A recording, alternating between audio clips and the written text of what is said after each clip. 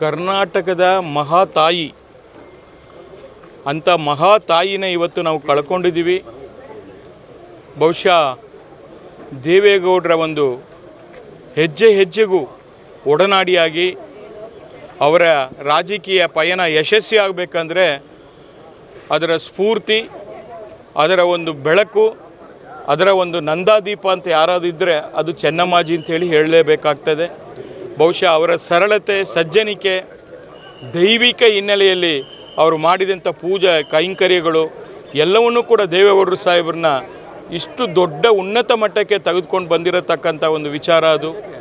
ಬಹುಶಃ ಆದರ್ಶ ದಂಪತಿಗಳಾಗಿ 72ನೇ ವರ್ಷದ ವಾರ್ಷಿಕೋತ್ಸವವನ್ನು ಕೂಡ ಹೋದ ತಿಂಗಳು ಅವರು ಆಚರಣೆ ಮಾಡಿರತಕ್ಕಂಥದ್ದು. ಬಹುಶಃ ನನ್ನ ಅವರ ಒಡನಾಟ ಕಳೆದ 30 ವರ್ಷಗಳಿಂದ ನಾನು ಅವ್ರನ್ನ ಬಲ್ಲೆ.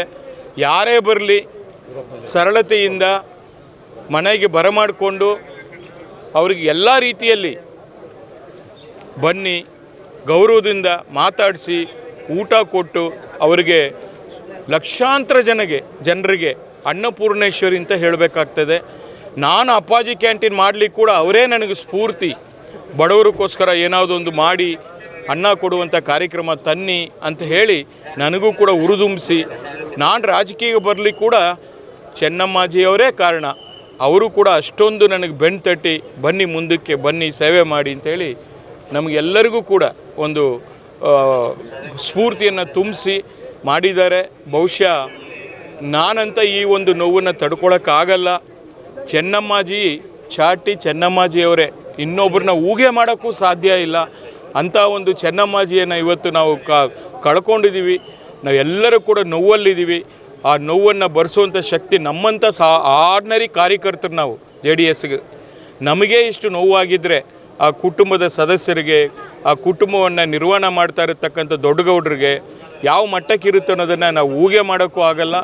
ಅದರಿಂದ ಅವರ ಒಂದು ಆತ್ಮಕ್ಕೆ ಶಾಂತಿ ಸಿಗಲಿ, ಮತ್ತೊಮ್ಮೆ ಚೆನ್ನಮ್ಮಾಜಿ ಹುಟ್ಟಿ ಬರಲಿ.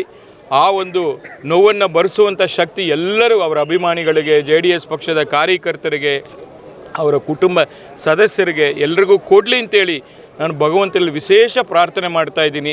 ದೇವೇಗೌಡರು ಸಾಹೇಬರು ಚೆನ್ನಮ್ಮಾಜಿ ಅವ್ರನ್ನ ನೋಡಿ ಇವತ್ತಿನ ಯುವಕರು ಆದರ್ಶ ದಂಪತಿಗಳಾಗಿ ಹೇಗೆ ಇರಬೇಕು ಅನ್ನೋದನ್ನು ಭಾಳಷ್ಟು ತಿಳ್ಕೋಬೇಕು.